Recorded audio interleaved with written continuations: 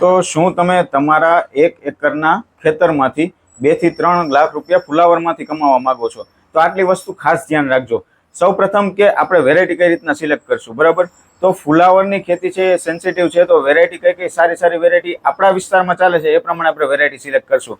તો વેરાયટીના નામ દઈએ તો સિજેન્ટા 1522 જે ખૂબ લોકપ્રિય છે, બરાબર. ડોક્ટર સીડ્સનું સમર વ્હાઇટ એ બહુ સારી વેરાયટી છે. પ્લસ આપણે જોઈએ કે સકાતા કંપનીનું વ્હાઇટ એક્સેલ આ પણ એક ખૂબ સારી વેરાયટી છે.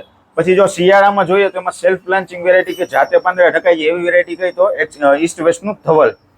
હવે આટલી વેરાયટીઓ આપણે જોઈ લીધી. હવે આપણે શું જોશું કે નર્સરી કઈ રીતના તૈયાર કરવી. તો નર્સરી આપણે જનરલી કે રાઇસ બેડ એટલે કે જમીનનો સેજ ભાગ ઊંચો ભાગ કરીને અને ત્યાં નર્સરી તૈયાર કરવી, અથવા તો પ્રો ટ્રેમાં આપણે નર્સરી તૈયાર કરશું. હવે નર્સરી તૈયાર કઈ રીતના કરશું એમાં પણ આપણે ખાસ ધ્યાન રાખશું કે એમાં પણ દવાનો છંટકાવ વ્યવસ્થિત રીતે કરવો અને ફૂગનું ખાસ ધ્યાન રાખવું, બરાબર. હવે આપણે એનું અંતર કેટલું રાખશું? તો કે અંતર જે છે એ ખૂબ મહત્વનું છે. અંતર એનું આપણે 45 બાય 60 સેન્ટીમીટરનું અંતર આપણે રાખશું. જો અંતર આપણે ટૂંકા અંતરે વાવશું તો આપણે એમાં ઉત્પાદન જ્યારે દડાની સાઇઝ થશે ત્યારે એ નાની થઈ જશે, અને વ્યવસ્થિત અંતર રાખવાથી આપણે પૂરતું એમાં દડામાં વજન મળી જશે. હવે બીજું આપણે જાણીએ કે એમાં પાણી કઈ રીતના આપશું. તો કે જ્યારે આપણે ફેર રોપણી કરીએ ત્યારે એ પછી તરત આપણે પાણી આપી દેવું જોઈએ. એ પછી 7 થી 10 દિવસના ગાળે એને રેગ્યુલર પાણી આપવું જોઈએ, બરાબર. પાણીનો વધારે ભરાવો ન થાય એ ખાસ ધ્યાન રાખવું. હવે ખાતર કઈ રીતના આપશું? તો ખાતરમાં જે રીતના ભલામણ છે એ રીતના હું તમને જણાવું કે સૌપ્રથમ કે 45 થી 50 કિલો એકરે તમારે ડીએપી નાખવું.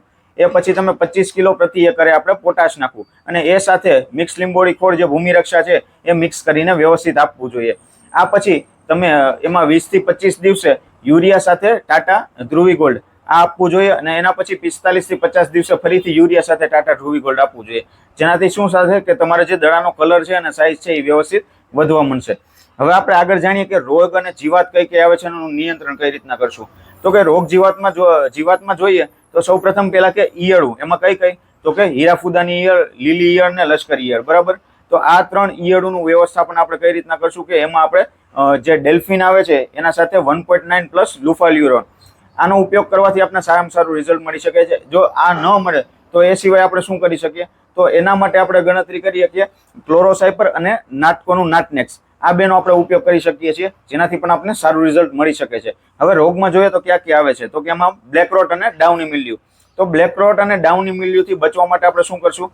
તો કે એમાં તો એક સ્ટ્રેપ્ટોસાઇક્લિન, કોપર ઓક્સીક્લોરાઇડ અને મેટાલેક્ઝિલ 35% આ ત્રણેયનો ઉપયોગ કરવાથી આપણે બ્લેક રોટ અને ડાઉની મિલ્યુમાંથી બચી શકાય છે. હવે એ પછી આપણે ખાસ મહત્વની વાત જાણીએ કે કઈ વાતો 5 વાતો આપણે ધ્યાનમાં રાખવાની છે.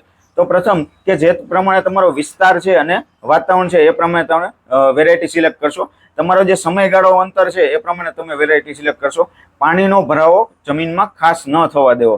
એ પછી આપણે કે માઇક્રોન્યુટ્રિયન્ટ છે એ રેગ્યુલર અંતરે નાખ્યા રાખવું, જેનાથી એને ખાતરની ઘટ ન થાય અને સમય એનો આપણે જે દડો છે એ વ્યવસ્થિત વ્હાઇટ આપણે મળી રહે. એ પ્લસ કે જે પાંદડા તોડીને માથે ઢાંકવું, જેનાથી શું થાય કે સૂર્યપ્રકાશ સીધા પડે તો જે દડો પીળો થઈ જાય છે એ પીળો ન થાય. અને જ્યારે દડો બંધાતો હોય ત્યારે પુષ્કળ એને પાણી આપવું, ત્યારે પાણીની ઘટ ન થવા દેવી.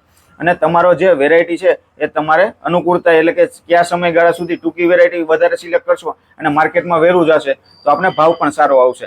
તો જો ખેડૂત મિત્રો આ વિડીયોમાંથી તમને પૂરતી માહિતી મળી હોય અને તમને વિડીયો ગમ્યો હોય તો વિડીયોને લાઇક જરૂર કરજો, અને તમારા જે ખેડૂત મિત્રો ફુલાવર વાવે છે એની સાથે શેર કરજો, અને અમારી ચેનલને સબસ્ક્રાઇબ કરજો.